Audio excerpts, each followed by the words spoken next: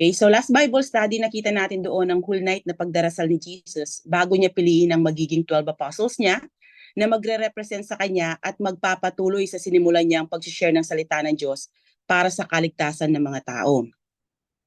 The next day, tinawag niya ang 12 at nakilala natin doon ang first 4 apostles ni Christ, ang magkapatid na Peter and Andrew at ang magkapatid na James and John. So ngayon naman, kikilalanin natin ang 8 remaining apostles na hindi natin na-cover last Bible study. So continuation ito ng verses 14 to 16. So dito na tayo ngayon. So sabi dito, Simon, whom he also... Wait. Sorry. So Simon, whom he also named Peter, and Andrew, his brother, and James and John, and Philip and Bartholomew, and Matthew and Thomas, James the son of Alphaeus, and Simon who was called the Zealot, Judas the son of James, and Judas Iscariot, who became a traitor. So dito na tayo ngayon kay Philip. Wala masyadong iniwan na information ng Bible patungkol kay Philip. Although isa din siyang Hudyo, pero ang alam lang natin ay ang kanyang Greek name na Philip, which means lover of horses. Since may Greek name siya, malamang siya daw ay galing sa mga Hellenistic Jews who had adopted the Greek language and some aspects of Greek customs and culture. Tulad ni na Andrew and Peter, Philip was also originally from Bethsaida in Galilee. At tulad ni na Peter, maaaring isa din daw siyang fisherman since ang primary source ng kabuhayan sa lugar na ito ay pangingisda. Dahil ang ibig sabihin ng Bethsaida ay house of fishing. Kaya halos mangingisda ang nakatira sa village na ito. Kaya no doubt magkakakilala sina Philip, Peter, and Andrew. He was most likely one of the 2 unnamed disciples who went fishing with Peter in John 21 verses 2 to 3. So Philip first appears in John 1:43, day after tinawag ni Jesus sina Andrew, John, and Peter, nung papunta si Jesus sa Galilee. Sabay, basahin natin. Pakibasa, Kuya Gab. The next day, Jesus decided to go to Galilee. He found Philip and said to him, "Follow me." Yes, and then he followed Jesus. Then makikita natin that Philip has a heart for evangelism. Dahil nung tawagin siya ni Jesus Christ, he was so excited to tell Nathanael about the Messiah na sinasabi ni Moses at ng mga propeta. Pakibasa, Kuya Briggs. Hinanap ni Felipe si Nathanael at sinabi niya rito, "Natagpuan na namin ang taong tinutukoy ni Moises sa kautusan at maging sa mga isinulat ng mga propeta. Siya si Jesus na taga-Nazaret na anak ni Jose." So makikita natin dito yung bold, impulsive reaction ni Philip at malinaw that God was working in Philip's heart dahil instant siyang naniwala. At dahil nga sa niniwala siya na si Jesus ang Messiah, kaya masaya niyang ibinalita ito sa kaibigan niya. Without hesitation, he committed himself to Christ with no hint of doubt or disbelief. Di ba? Di ko alam kung ganito rin sa inyo, pero nung ako ay nakakilala, masayang-masaya ako at ang gusto kong gawin ay i-share si Jesus Christ sa mga mahal ko sa buhay at kakilala at kaibigan. So ganoon ang ginawa ni Philip dito, okay? Though instant ang paniniwala niya sa Messiah, pero tulad natin, may weaknesses din si Philip. Makikita natin yan sa John chapter 6 kung saan tinanong siya doon ni Jesus Christ to test his faith. Basahin natin dito. So, pakibasa, Princess. Saan tayo nakakabili ng pagkain para pakainin ang mga taong ito? Tinanong niya ito upang subukan si Felipe kahit alam na niya ang kanyang gagawin. Sumagot si Felipe, "Sa dami po nila, ang 8 buwan na sahod ng isang tao ay hindi sapat para pakainin ang kahit tigkakaunti ang bawat isa." Jesus, of course, was not trying to come up with a plan dahil alam niya exactly kung ano ang gagawin niya. Tinanong niya ito to test him para ipakita kay Philip na yung kanyang pananampalataya, yung weakness ng kanyang yung kanyang weakness, okay? Na yung doubt niya sa ating Savior na si Jesus. At totoo nga, makikita natin that Philip responded in unbelief. Philip failed one of the key tests of leadership. Instead of having a sense of the possible, he had a sense of the impossible. Mas focus siya sa facts and figures na hawak niya, kaya naman he responded in unbelief. Ganon din tayo minsan. Kapag tayo ay more focus sa kung ano ang meron tayo or sa kakayahan natin, panghihinaan tayo ng loob dahil iisipin nating imposible. Pero kung focus tayo sa kayang gawin ng Diyos para sa atin, hindi tayo magdadalawang isip na magtiwala sa Kanya. Remember this, our God is the God of impossibilities. And then nakita din natin last time yung paglapit sa Kanya ng mga Gentiles na gustong makalapit kay Jesus. Instead na siya ang dumirekta kay Jesus Christ, nagpatulong pa siya kay Andrew. At doon sa pagtatanong sa kanya ni Jesus kung saan sila makakabili ng pagkain para ipakain sa mga tao, pinapakita noon na maaaring ang role ni Philip ay apostolic administrator. Ibig sabihin siya yung in charge sa logistic, like yung pag-arrange ng meals and lodging. At ang last glimpse natin kay Philip sa New Testament ay sa upper room, sa gabi kung saan ibebetray ni Judas si Christ at huli nito ng mga sundalo. Pakibasa, Kuya Nico. Sumagot si Jesus, "Ako ang daan, ang katotohanan, at ang buhay. Walang makakarating sa Ama kung hindi sa pamamagitan ko. Kung kilala niyo ako, kilala niyo rin ang aking Ama. At ngayon nga ay nakilala at nakita niyo na siya." Sinabi ni Felipe sa kanya, "Panginoon, ipakita niyo sa amin ang Ama, at sapat na iyon sa amin." So kakasabi lang ni Jesus sa verse 6 that He is the way and the truth and the life, and no one can come to the Father except through Him. At sinabi pa niya sa verse 7 na kung kilala nila siya, kilala na din nila ang kanyang Ama. Dahil sila nga ay isa. They are one in essence.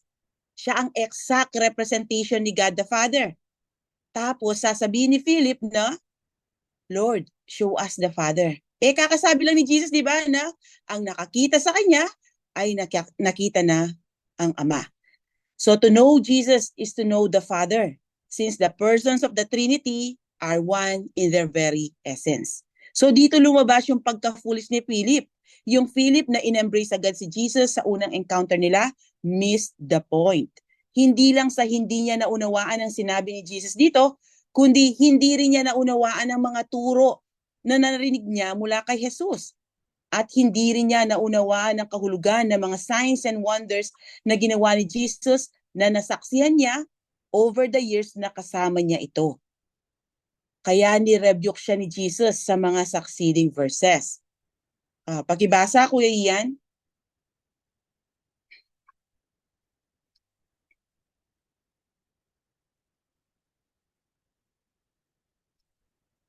Si Kuya Ian makakabasa?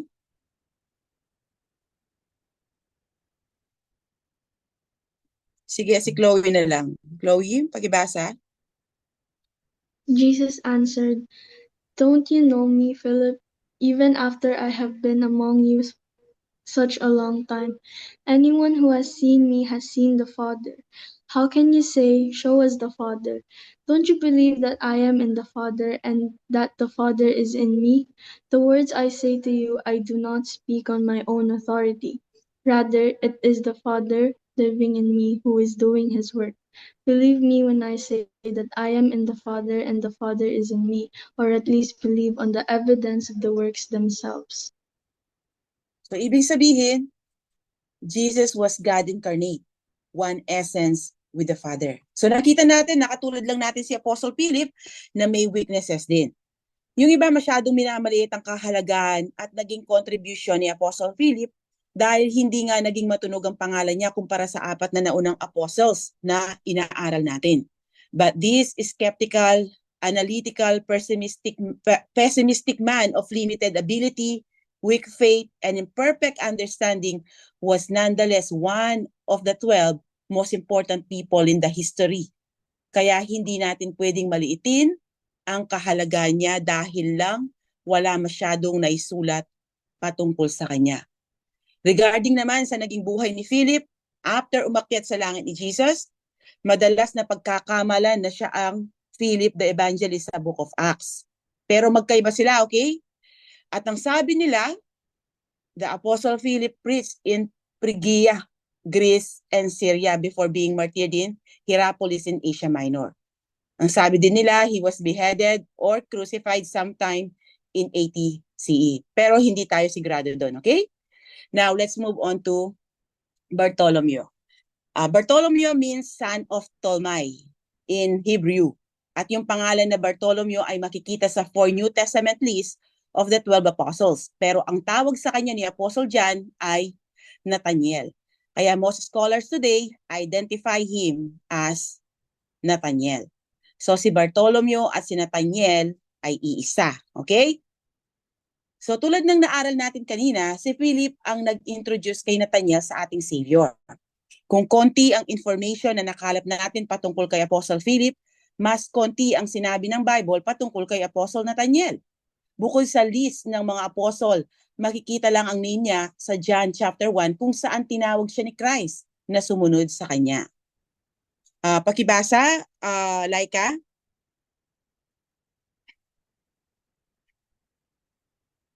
Nandiyan ba si Laika? Wala yata sila, no?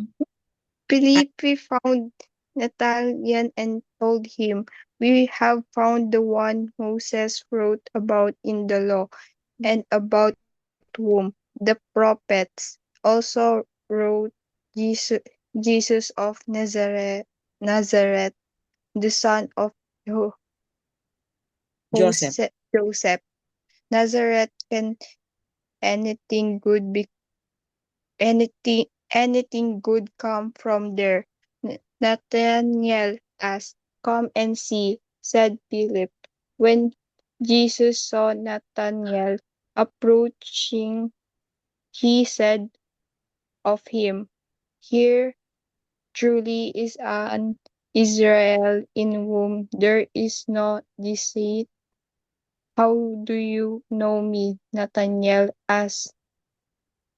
Jesus answered, "I saw you while you were still under the fig tree, before Philip called you." Then Nathanael declared, "Rabbi, you are the Son of God. You are the King of Israel." Okay. So dito makikita natin ang strength and weakness ni Philip. Obviously, nag-aaral din siya ng Old Testament scripture.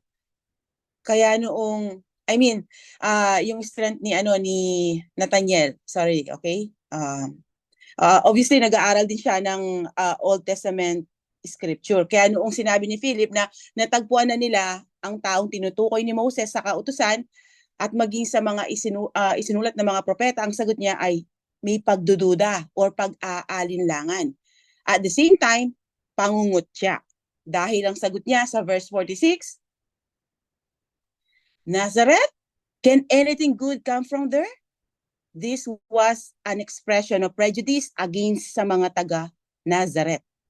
Indirectly, sinasabi niya dito, wala namang mabuting tao na nakatira sa Nazareth. Ang Nazareth kasi ay hindi kilalang lugar. Kumbaga, unsophisticated ang lugar na ito. Kaya para kay Nathaniel, malabong sa ganoong lugar magmula ang Messiah. Prejudice often blinds people to the truth. Ito ang dahilan kung bakit hindi tinanggap ng nation ng Israel si Jesus as the Messiah.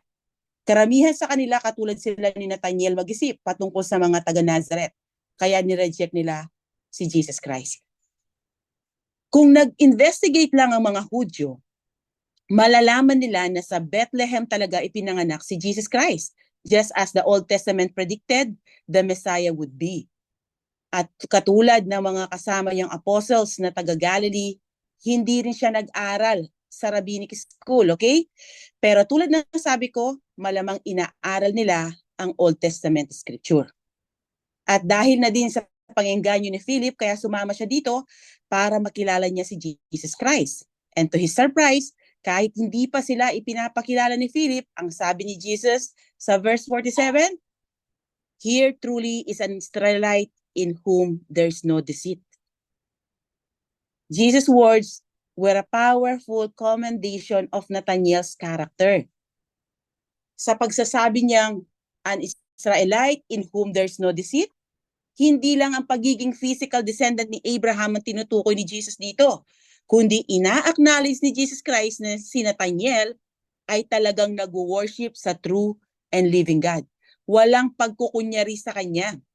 Hindi siya katulad ng karamihang Hudyo na lip service lamang ang pag-worship nila sa Diyos. Dahil sa naging pahayag ni Jesus, nawala ang doubt ni Nathanael patungkol kay Jesus. Kaya sa verse 49, then Nathanael declared, Rabbi, you are the Son of God. You are the King of Israel.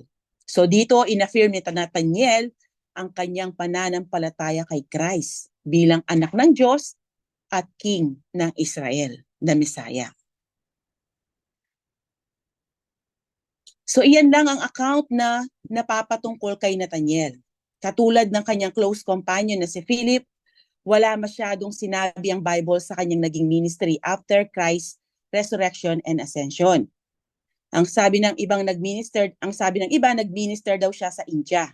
Ang sabi naman ng iba, sa Persia, Egypt, Armenia, and Asia Minor daw siya nagpunta. Hindi rin magkakatugma ang sinasabi nila patungkol sa kanyang kamatayan. Ang sabi ng iba, na martyr daw si Nathanael sa Armenia. Pero iba-iba naman ang sinasabi nilang cause ng kanyang kamatayan. Ang sabi ng iba, he was beheaded. Ang iba naman sinasabi na siya daw ay binalatan ng buhay and then ipinako sa cross. Though hindi man malinaw kung totoo ba ang mga yan, isa lang ang sigurado. Si Nathanael or Bartolomeo ay nanatiling faithful sa Panginoon hanggang sa huling sandali ng kanyang buhay. Yung kanyang life and ministry ang patunay na ginagamit ng Diyos ang mga common and insignificant people para sa kanyang glory. Ngayon, dumako tayo kay Matthew. Well, siguro naman, kahit paano, kilala nyo na siya. Siguro naman merong nakaalala sa inyo patungkol kay Matthew. No? Sino-sino dito ang nakaalala kay Matthew? Sa ating previous na pag-aaral. Sino siya? Sinong gustong sumagot? Hello? Walang nakaalala sa inyo kung sino si Matthew? Sa ating previous study? Huwag kayong mahiya.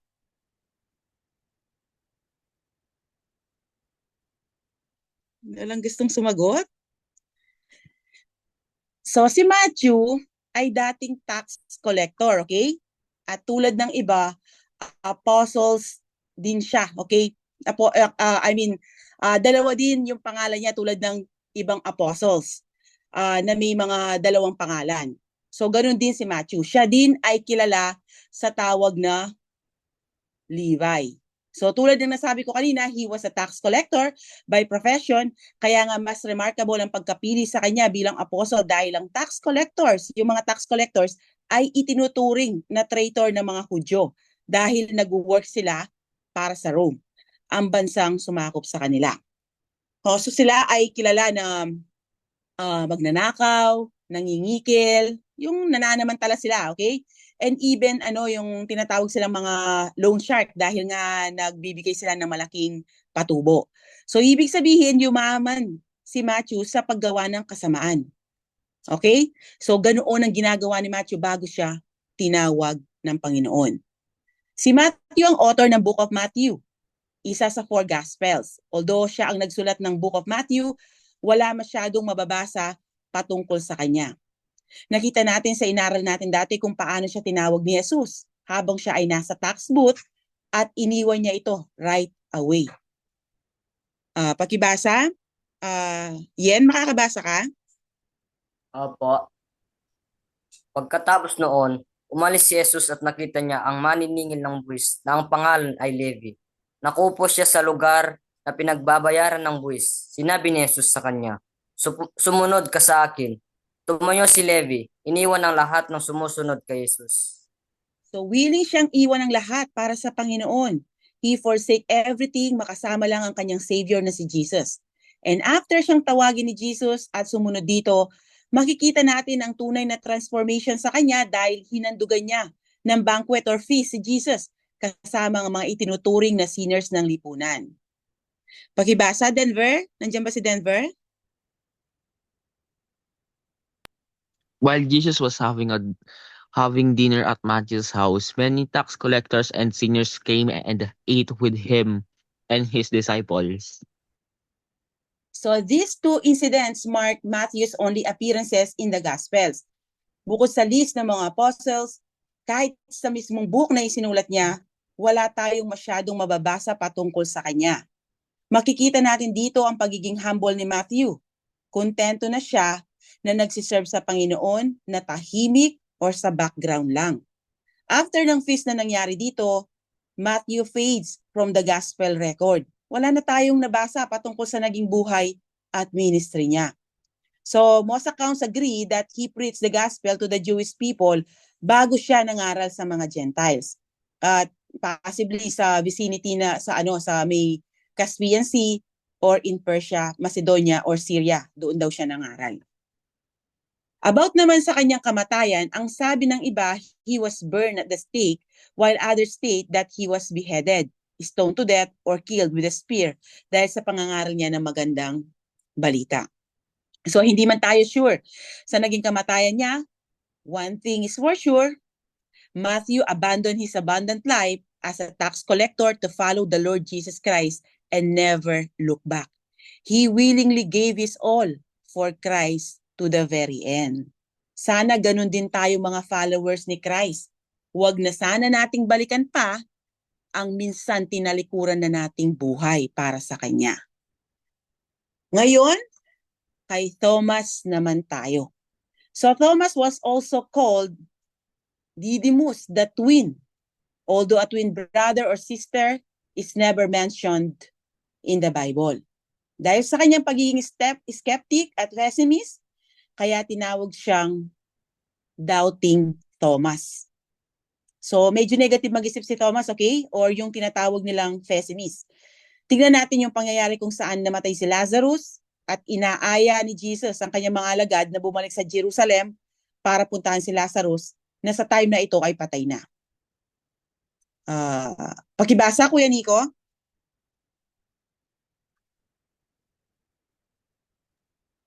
Pagkatapos nito, sinabi niya sa kanyang mga alagad, magbalik tayo sa Judea. Sumagot ng mga alagad, Rabbi, hindi po ba kamakailan lamang ay pinagtatangkaan kayong batuhin ng mga tao? Bakit pupunta naman kayo doon? Idinugtong pa ni Jesus. Natutulog ang kaibigan nating si Lazaro. Papunta ako upang gisingin siya. Panginoon, kung natutulog lang po siya, ay gagaling siya. Sagot ng mga alagad. Ang ibig sabihin ni Jesus ay patay na si Lazaro. Ngunit ang akala ng mga alagad ay talagang natutulog lamang ito. Dahil dito, tuwirang sinabi ni Jesus, patay na si Lazaro. Ngunit dahil sa inyo, ako'y nagagalak na wala ako roon. Nang sa gayon ay sumasapalataya kayo sa akin. Tayo na at puntahan natin siya. Sinabi ni Tomas na tinatawag na kambal sa kanyang mga kasama. Sumama tayo sa kanya nang mamatay tayong kasama niya. So, doong malakas ang loob niya na sumama, di ba? Pero negative naman agad ang iniisip niyang mangyayari sa kanilang pagbabalik sa Bethany. Iniisip niya na sila, si Jesus Christ, ay mamamatay sa kanilang pagbabalik sa Bethany. Pero makikita din natin dito na mas matimbang ang love and devotion niya kay Jesus Christ, kaya he preferred to die with his Lord Jesus. Makikita pa natin ang kanyang devotion kay Christ when Jesus told the disciples that he was going to go away and prepare a place for them. Pakibasa, Kuya Gab. You know the way to the place where I am going. Thomas said to him, Lord, we don't know where you are going, so how can we know the way? So his statement reflects both his intense love for Christ because he didn't want to be left behind and his extreme pessimism. And then noong magpakita si Jesus sa kanyang apostles na wala si Thomas, Noong sabihin ng ibang apostles na nakita nila ang risen Lord Jesus Christ, ayaw niyang maniwala hanggat hindi niya ito personally nakikita at nahahawakan ng mga butas sa kanyang mga kamay at sa side nito. Pakibasa, Kuya Briggs. Kaya ibinalita nila sa kanya na nakita nila ang Panginoon. Pero sinabi niya sa kanila, hindi ako maniniwala hanggat hindi ko nakikita ang mga sugat na pagkakapako sa mga kamay niya at paghipo ng mga ito, pati na ang sugat sa kanyang tagiliran. And after magpakita sa kanya si Jesus, he declared, "My Lord and my God." Pero hindi lang naman si Thomas ang nag-doubt nung ibalita na nabuhay si Christ. Ganon din naman ang ibang apostles ni Christ. Naniwala lang sila nung mag-appear na ito sa kanila. Ayan, pakibasa, Ate Princess. Ang mga babaeng ito, sina Maria Magdalena, Juana at Maria na ina ni Santiago, sila at ang iba pang mga babaeng kasama nila ang nagbalita sa mga apostol. Akala ng mga apostol ay kahibangan lamang ang kanilang sinabi, kaya ayaw nilang paniwalaan ng mga kababaihan. Nakita nyo? Masyadong na-focus ang mga tao sa pagiging doubtful ni Thomas, pero hindi naman siya nalalayo sa ibang alagad ni Jesus. Ganon din sa atin, okay? And according to tradition, si Thomas daw ay nangaral ng magandang balita sa India at siya ang nagpasimula ng Christianity doon. At doon na rin daw siya na martyred by spear. Ironically, similar to Jesus being pierced by a spear.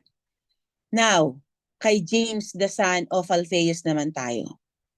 So despite his supreme privilege as one of the 12 men chosen by the Lord Jesus Christ to be his personal representatives, virtually nothing is known about James. So wala masyadong sinabi. Kung wala yung mga nauna, mas lalong konti ang isinulat patungkol kay James the son of Alphaeus, okay? So ito lang ang nireveal ng New Testament sa atin. He's the son of Alphaeus na mababasa sa Luke 6:15.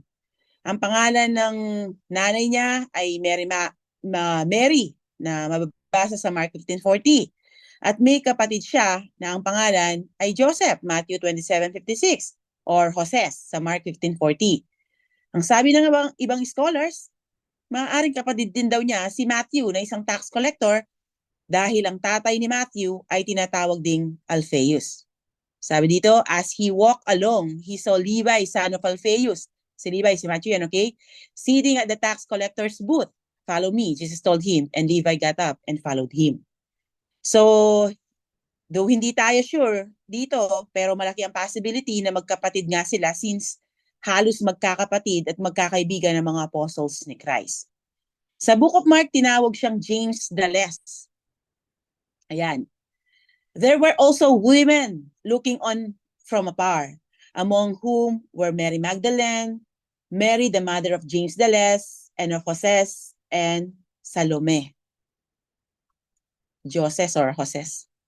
So yung less dito, yan, is Micros, means little. The nickname may mean that James was small in stature. Ibig sabihin, maliit siyang tao. It may also mean that he was young in age. Maaaring bata din siya. Okay? So walang nakakaalam kung nag-minister ba si James the Less after Pentecost. Ang sabi nila, maaaring nag-preach daw siya sa Persia or sa Egypt or maaaring dito sa dalawa. And according to some traditions, he was martyred by crucifixion in Egypt or possibly stoned to death in Jerusalem. Though wala man nasulat masyado sa kanya patungkol sa ginawa niya, for sure, there is a far greater record of his life and ministry in heaven. So ngayon, dito na tayo kay Simon, who was called the Zealot.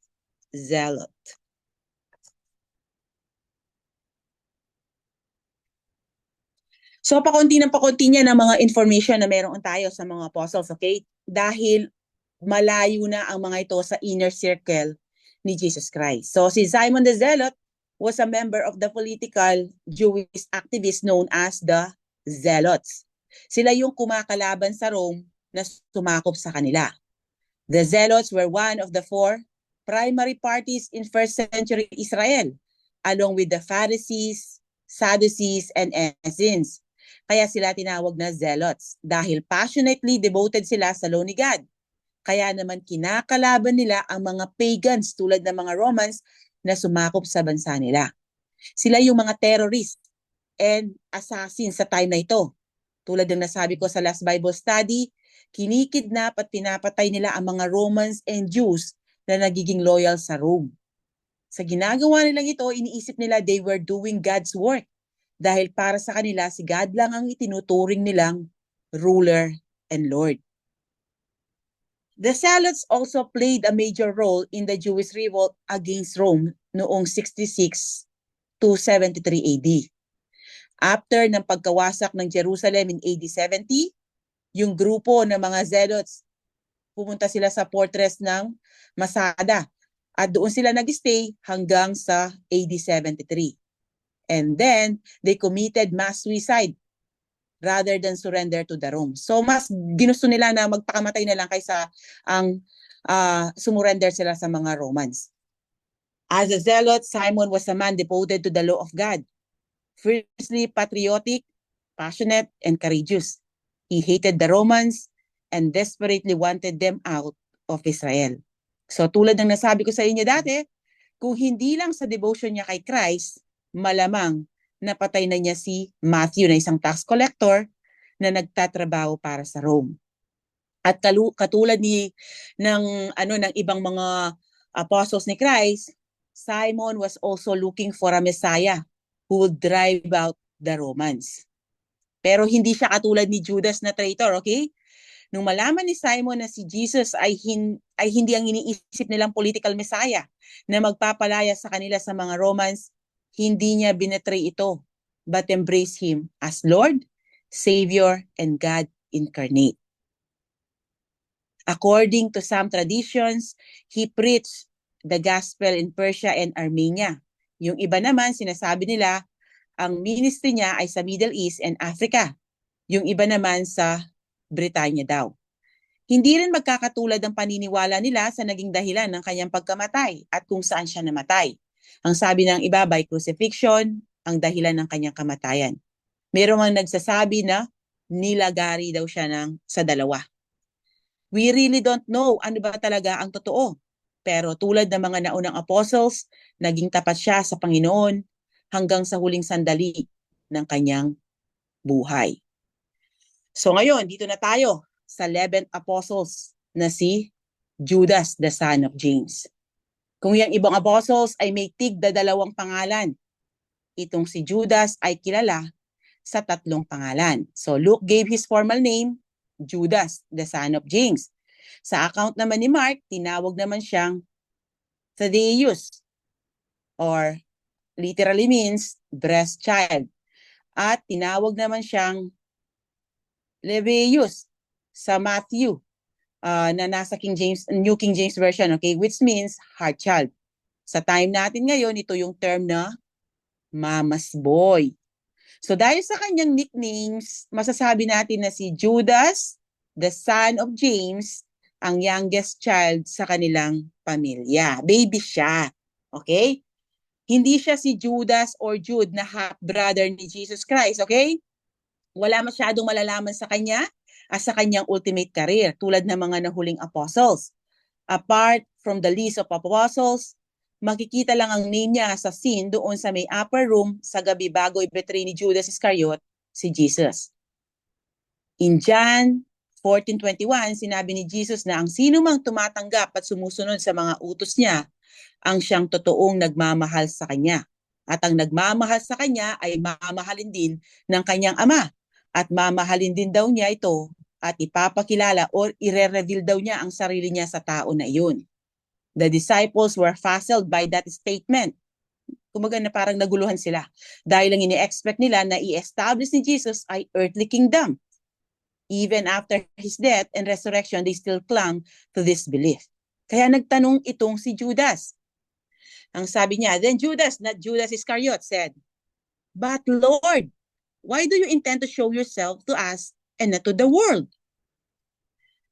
Makikita natin dito na katulad din siya ng ibang Hudyo, ang Messianic kingdom na hinihintay nila ay physical kingdom, kung saan magro-rule ang political king. a worldly kingdom at hindi spiritual kingdom tulad ng kay Jesus Christ. Tulad ng sabi ko kanina, although hindi political ruler ang dumating na Messiah, tinanggap ito ni Judas the son of James ng buong puso. Patungkol naman sa naging ministry niya, most early tradition says that Judas the son of James, few years after Pentecost, went to Edessa, northern Greece, para doon mangaral ng salita ng Panginoon. At pinagaling daw niya ang hari doon na si Abgar. Ang sabi din ng tradition, yung symbol daw ni Judas is yung club, yung football club. At ito daw ang ginamit na na pagpatay sa kanya. So he was clubbed to death for his faith. Yun ang sabi ng nasabi nila, okay? At ngayon, nandito na tayo sa most controversial apostle ni Christ. At walang iba kundi si Judas Iscariot, who became a traitor. So Judas was a common Jewish name sa New Testament. Sa New Testament records, at least 8 men ang may ganitong pangalan. At walang evil connotation or masamang kahulugan ang pangalang Judas, okay? Na-associate lang siya sa kasamaan after ibetray ni Judas Iscariot si Jesus Christ. Si Judas ay anak ng isang nangangalang Simon or Simon sa John 6:71. Makita yon. At ang surname niya ay Iscariot. Their surname is most likely the Greek translation of a Hebrew phrase, man of Keriot. So, dalawa ang Keriot sa Bible. Ang Keriot of Moab sa may east of the Jordan at Keriot Hezron of southern Judah, also known as Azor. Pero ang sabi nila, most likely sa Keriot Hezron of southern Judah siya lumaki. At dahil dito, sa Keriot siya lumaki, kaya siya lang sa 12 apostles ang hindi Galilean. Okay? Siya yung kakaiba. Hindi siya galing sa Galilee. Walang evidence na pine-persecute or ine-exclude siya ng 11 Galilean apostles. Pero maaaring siya mismo, ang tingin niya sa sarili niya ay outsider dahil siya nga lang ang naiba ang pinagmulan sa kanila. Walang alam ang 11 sa background ni Judas, kaya ipinagkatiwala pa sa kanya ang kanilang finances or naging treasurer pa siya. Tagapangalaga ng kanilang pera o resources. Nasa John 13:29 yan. Na kanya namang tinake advantage para makapagnakaw. John 12:6. By all outward appearances, Judas looked no different from the rest of the apostles. Hindi mo iisipin na may evil intent siya. Kung titignan mo lang yung appearance niya, okay? Kaya nung sabihin ni Jesus, truly, truly, I say to you, the one of you will betray me. Walang nakaisip na si Judas Iscariot yun. Nagtinginan pa nga sila dahil hindi nila alam kung sino ang tinutukoy ni Jesus dito. Basahin natin. Pakibasa, Ate Chloe. After he had said this, Jesus was troubled in spirit and testified, "Very truly I tell you, one of you is going to betray me." His disciples stared at one another at a loss to know which of them he meant. So nakita nyo, walang nanghinala na may masama siyang balak. Magaling siyang magpanggap sa harap ng mga tao, pero hindi sa harap ng God-man na si Jesus. Nakaligtas man ang pagpapanggap niya sa mga tao, hindi kay Jesus. Jesus knew Judas' evil heart from the beginning. Pakibasa, Denver. Yet there are some of you who do not believe, for Jesus had known from the beginning which of them did not believe and who would betray him. Then Jesus replied, I have not chosen you, the 12, yet all of you is a devil. Hindi sinabi sa Bible kung kailan niya na-encounter si Jesus. Maaaring sa pagpipreach din ni John the Baptist. Probably nasa early 20s pa lang si Judas noong magiging follower siya ni Jesus Christ at isa din siya sa mga taong naghihintay ng Messiah na magpapatalsik sa mga Romans. So sa aspect na yon, katulad lang siya ng ibang apostles na naghihintay ng political Messiah na mag-e-establish ng kanyang earthly kingdoms. Ang kaibahan nila kay Judas, they also believed that Jesus was the Son of God, who alone was the source of eternal life. Yung spiritual dimension na iyon ang wala kay Judas. Ngayon, maaaring sa isip nyo, kung alam naman pala ni Jesus na ibebetray siya nito, bakit pinili pa niya itong si Judas Iscariot na maging apostle niya? So, our question is, why did Jesus choose Judas to be one of his apostles knowing full well he would betray him? Bakit pinili pa niya ito na maging apostle niya kung sa una pa lang, alam na niya na tatraydulin siya nito? So, sa scripture din natin makukuha ang sagot. So, kinuha ko sa Desiring God yung ibang sagot dito, okay? So, una, ang sagot dyan is to fulfill prophecy. Nakaprophesy itong ginawa ni Judas sa Old Testament. So, Jesus chose Judas to fulfill the scriptures. Ang sabi niya sa John 13:18, pakibasa, sino bang makakabasa dito? Pakibasa, Kuya Gab. I am not referring to all of you. I know those I have chosen, but this is to fulfill this passage of scripture. He who shared my bread has turned against me. So itong sinabi ni Jesus na he who shared my bread has turned against me, galing yan sa Psalm 41:9. Sabi niya, even my close friend, someone I trusted, one who shared my bread has turned against me.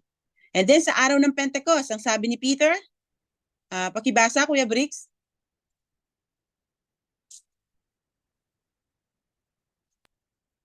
Brothers and sisters, this scripture had to be fulfilled in which the Holy Spirit spoke long ago through David concerning Judas, who served as guide for those who arrested Jesus. So sa pagbaba ni Jesus step by step, finulfill niya ang nakasulat sa scripture concerning his death, up to the smallest details, even yung manner kung paano siya ite-turn over ni Judas sa mga religious leaders. The objective was to demonstrate that the scriptures cannot be broken and that God has complete control. Pangalawa, spectacular scenes serve God's purpose.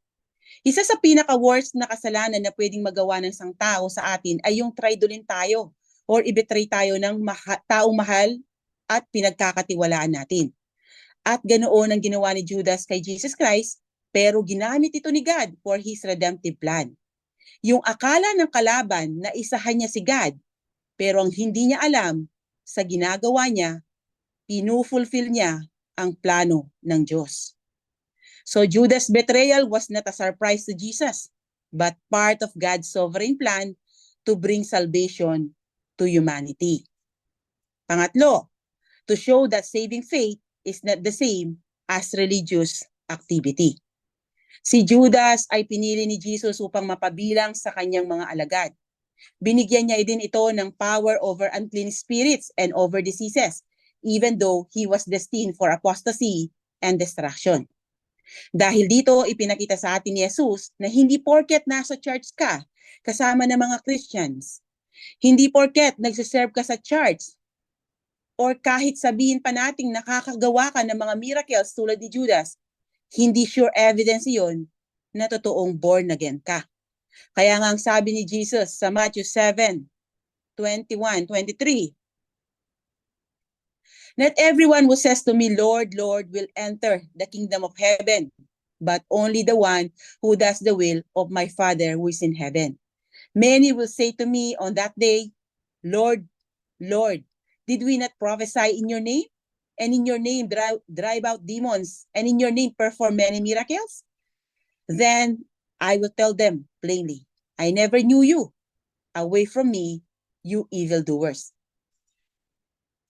Si Judas ang best example sa mga taong sinasabihan dito ni Jesus. He walked with Jesus, ministered with Jesus for 3 years, at ginawa niya ang mga miracles na binanggit dito ni Jesus. Yet hindi siya totoong na born again. Kaya hindi lahat ng may right doctrine gumagawa ng mga religious activities and miracle working ay totoong may relasyon sa Diyos. Madaling gayahin ang mga ito. Kahit ang dyablo ay nagagawa ang mga ito. Kaya ang tinitignan ng Diyos, hindi ang gawa natin para masabing tayo ay anak niya, kundi tinitignan niya ay ang puso natin. Judas never believed in Jesus as his Lord and Savior. Sa buong taon na nakasama ni Judas si Jesus Christ sa kanyang ministry, wala tayong mababasa sa Bible na tinawag niyang Lord si Jesus Christ. Every time ina-address ni Judas si Jesus, ang laging gamit niya ay teacher or rabbi. Ibig sabihin lang nito, Judas only saw Jesus as a mere teacher and nothing else. Example, dito. Pakibasa, Ate Princess. Nang gabing iyon, dumulong sa hapag si Jesus, kasama ang 12. Sinabi ni Jesus habang sila'y kumakain, "Tinitiyak ko sa inyo, ako'y ipagkakalulo ng isa sa inyo." Si Judas na magkakanulo sa kanya ay nagtanong din, "Guro, ako po ba?" Sumagot si Jesus, "Ikaw ang nagsabi niyan." Okay. Then in verse 49, noong ipagkanulo niya si Jesus sa mga religious leaders, pakibasa, Laika.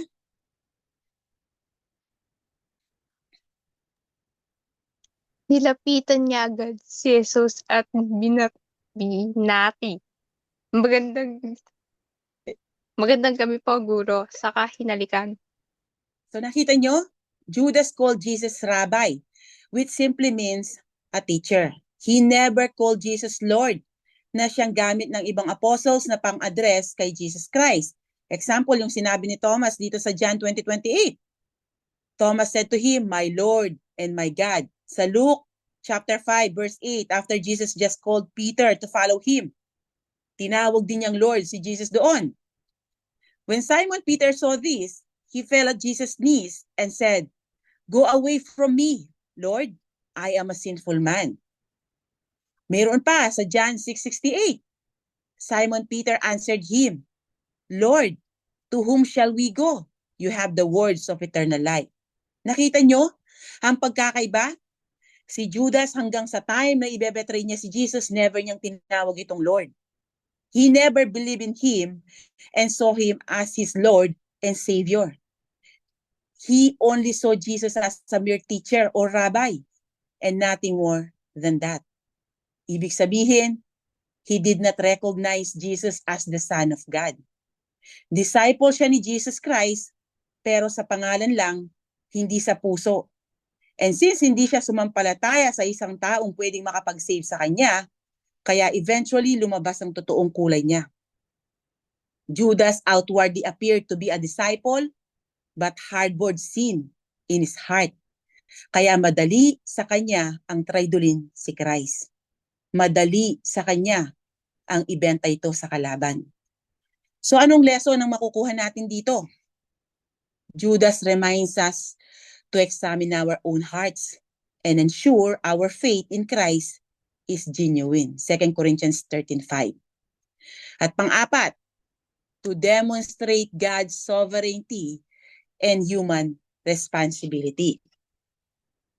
Sa pagpili ni Jesus kay Judas, Jesus displayed the mysterious balance between God's sovereignty and human free will. So Judas serves as an illustration that predestination and human responsibility go hand in hand. So Judas' destiny was set before his betrayal. Nakaprophesy yun, di ba? Pero hindi ibig sabihin nun, ligtas siya sa punishment dala ng kanyang kasalanan. Totoo na pre-ordain ito ni God, pero hindi siya inutusan ng Diyos na gawin ito.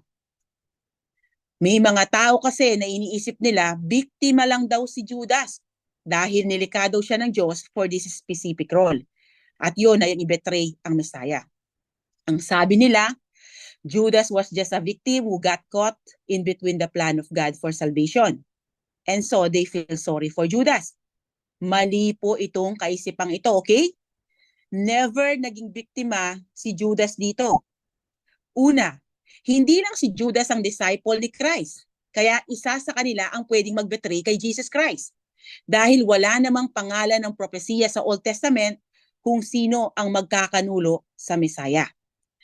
At itong propesiya na ito ay alam ng mga Hudyong nag-aaral ng Scripture. Bukod sa nakasulat ito sa Scripture, sinasabi din ito ni Jesus sa kanila. Several times, Jesus gave Judas multiple opportunities para magrepent and warningan niya ito para doon para sa nalalapit na judgment kung gagawin niya ang i-betray ito.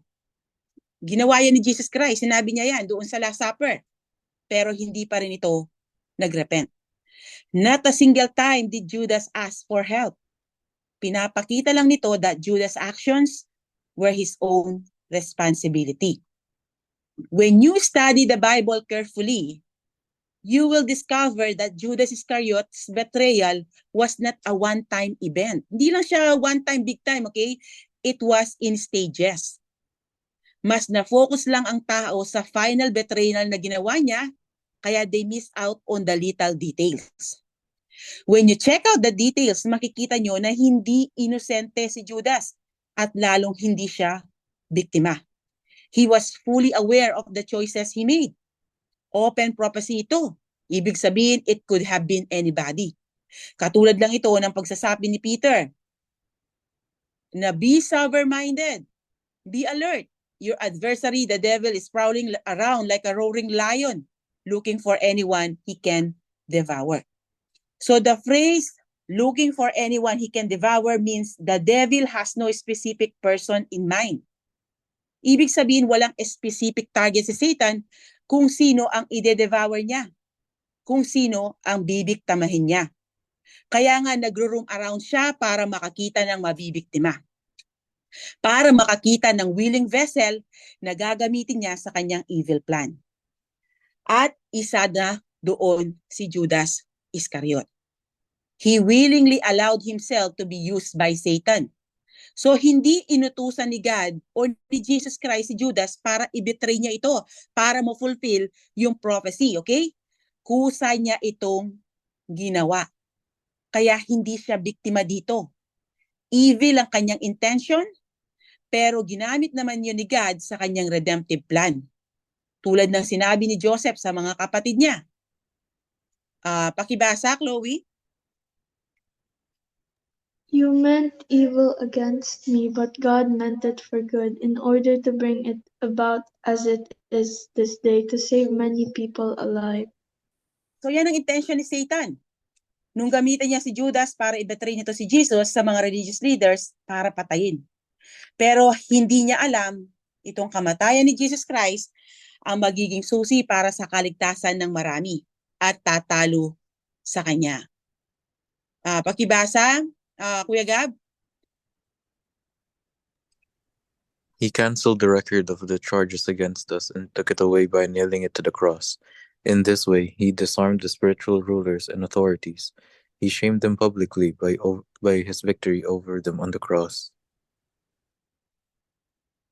At kung aaralin nating mabuti ang karakter ni Judas, makikita natin na hindi siya innocent at hindi siya unwilling victim. Tignan natin ang mga dahilan kung bakit nagamit siya ni Satan. Bukod sa hindi siya totoong disciple ni Christ, ito pa ang reason kung bakit willingly nagamit siya ni Satan. Judas Iscariot betrayed Jesus because he had a hardened heart. Parang yung heart ni Pharaoh. Dahil hardened na ito, dala ng kasalanan, kahit ano pang miracles ang ipakita ni Moses, wala lang sa kanya. Ganito din si Judas. Kahit ano pang miracles ang nakita niyang ginawa ni Jesus, at kahit ano pang turo ang narinig niya mula dito, hindi na bago ang puso niya. This explains why Jesus never prayed for Judas. Tandaan nyo, hindi lang si Judas ang target ni Satan. Ganon din si Peter. But Jesus prayed for Peter, but never for Judas. Bakit? Dahil hindi totoong sumasampalataya sa kanya si Judas. Unlike Peter, na sincere ang love and devotion niya kay Jesus Christ. Though may weaknesses siya, but nevertheless, he truly loved his Savior Jesus. Totoong tupa siya ng Panginoon, kaya iningatan siya hanggang sa huling sandali. Kaya hindi siya nawala sa kanya, okay?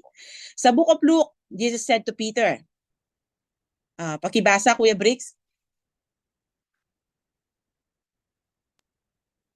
Simon, makinig ka. Hiniling ni Satanas na subukin kayo tulad sa ginagawa ng magsasaka na hihiwalay ang ipa sa mga trigo. Subalit idinalangin kita upang huwag manghina ang iyong pananampalataya at kapag nagbalik loob ka na, patatagin mo ang iyong mga kapatid. So dito natin makikita that Satan wanted to destroy Peter just as he wanted to destroy Judas. Ang pagkakaiba lang, genuine ang love ni Peter kay Jesus, kaya siya na-restore at nakabalik sa Panginoon. On the other hand, si Judas naman, hardened na yung heart niya, dala ng kasalanan. His heart was so hard towards Jesus to the point na nagalit pa siya kay Mary dahil inanoint ni Mary si Jesus ng mamahaling pabango. Pakibasa, Ses?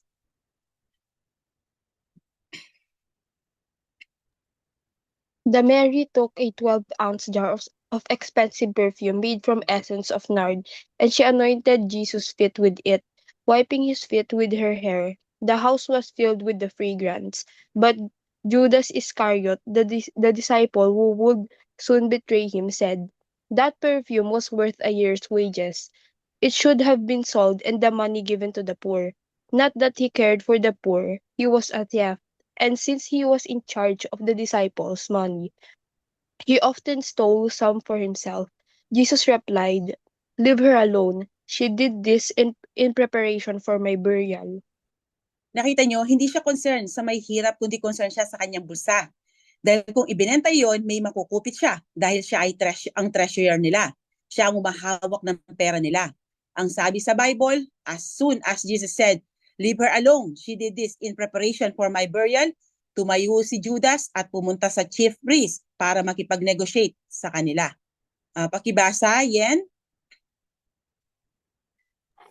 Si Judas Iscariote, isa sa 12, ay nakipagkita sa mga punong pari. "Ano po ang ibibigay ninyo sa akin kung tutulungan kayong madakip si Jesus?" tanong niya. Noon di binayaran nila si Judas ng 30 pirasong pilak. Mula noon, umanap na si Judas ng pagkakataon upang may pagkanulo si Jesus. So nakita nyo, ito ang character ng isang taong hardened, ang heart dala ng kasalanan. Even after niyang na-realize na nagkasala siya sa inosenteng tao, hindi siya bumalik kay Jesus para humingi ng tawad. Kanino siya bumalik? He went to the chief priest and threw the money there in the temple. Judas failed to obtain forgiveness because he was not seeking it from the right source.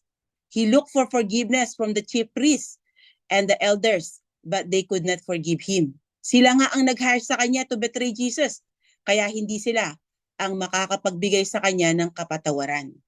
Only Jesus could do that.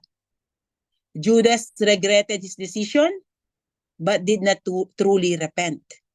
Judas tried to make amends, but did not make it right. He returned the money that he had received for betraying Jesus, but did not return to Jesus. He confessed his sin to the chief priests and the elders, but did not confess his sin to God. Kaya hindi biktima si Judas ng plano ng Diyos, okay? Siya ay willingly nagpagamit kay Satan, dala ng kasamaan sa puso niya.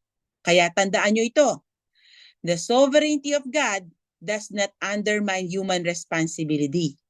Judas freely chose to do what he did and was fully accountable for his actions.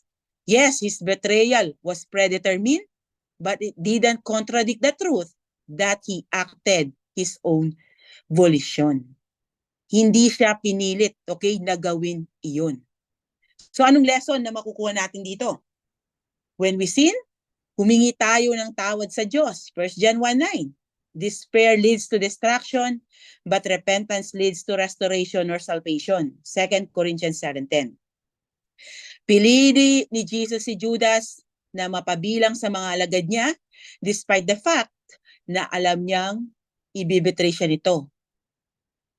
Dahil sa panglima nating reason, to model perfect love and mercy. Kahit alam ni Jesus na ibebetray siya ni Judas, pinakitunguhan pa rin niya ito ng mabuti. He treated him with love and respect. Makikita sa John chapter 13 na hinugasan pa niya ang paa nito. Makikita natin dito ang humility and love ni Jesus even sa mga enemies niya. Kaya nga sa Matthew 5:54, Jesus commanded us to love our enemies. Pakibasa, Denver.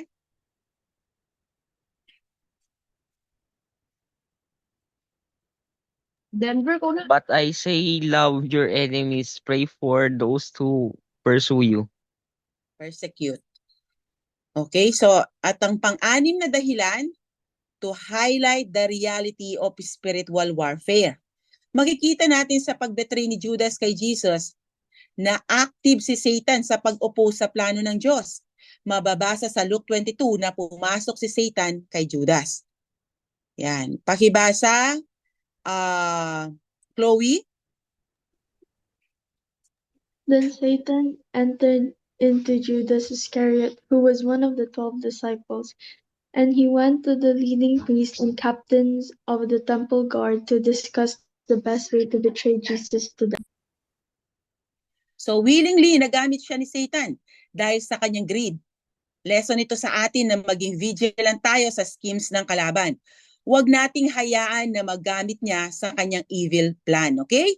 And lastly, to demonstrate that satisfaction in money corrupts our souls because of the greed existing within him. Kaya nagamit siya ni Satan. Judas had a choice. He did not have to betray Jesus. Yun nga lang, mas matimbang yung greed sa puso niya. It was his greed and love for money that provided an open door for Satan to take control over his mind. Mababasa natin sa Bible na magnanakaw si Judas. Nagnanakaw siya sa pera na ipinagkakatiwala sa kanya. At iyon ang tinake advantage ni Satan. Nakakita ng butas sa kanya si Satan para magamit siya. At yun ay ang kanyang love for money. Nawa magsilbing magandang aral ang buhay ni Judas sa ating lahat kung anong pwedeng idulot ng greed sa buhay natin. Tandaan nyo, money is not evil, but the love of it will make you do evil. 1 Timothy 6 verse 10, for the love of money is the root of all kinds of evil. And some people craving money have wandered from the true faith and pierced themselves with many sorrows. Judas loved money more than he loved Jesus. So when Judas got his chance, 30 pieces of silver were all it took to sell the Son of God. That's absolutely horrific, unbelievable, and unspeakably evil. Judas' life serves as a reminder that the pursuit of money or material wealth can blind people to what is true, beautiful, and precious. Yung naging buhay ni Judas ay magandang reminder sa atin about the consequences of sin, the importance of repentance, and the danger of rejecting Christ as your Lord and Savior. Remember, sin starts small, pero kung hindi ito napatay agad, lalaki ito ng lalaki na parang apoy na tutupok sa inyong pagkatao. Tulad ng sabi sa James 1 verses 14 to 15. Pakibasa, Kuya Nico, ang ating last verse. Temptation comes from our own desire, which entice us and drag us away. This desire gives birth to sinful actions. And when sin is allowed to grow, it gives birth to death. Okay, so I hope marami kayong natutunan sa naging buhay ng mga apostles na hindi hadlang ang kakulangan nila ng pag-aaral, okay? Yung kakulangan nila sa kaalaman, kung hindi sila nag-aral sa mga rabbinic school, hindi sila galing sa mga prominenteng pamilya, hindi sila kabilang doon sa mga kilalang religious leaders ng Israel. At nakita din natin ang kanilang mga weaknesses. Pero hindi naging hadlang iyon para magamit sila ng Panginoon sa kanyang gawain. At nawa, magsilbing aral din sa atin ang naging buhay ni Judas. He was close to the Savior and yet so far. So embrace Christ fully in your heart at hindi lang dahil sa benefits na makukuha nyo sa Kanya. So hanggang dito na muna ang lesson natin for today. Maraming salamat sa pakikinig, and to God be all the glory. God bless everyone.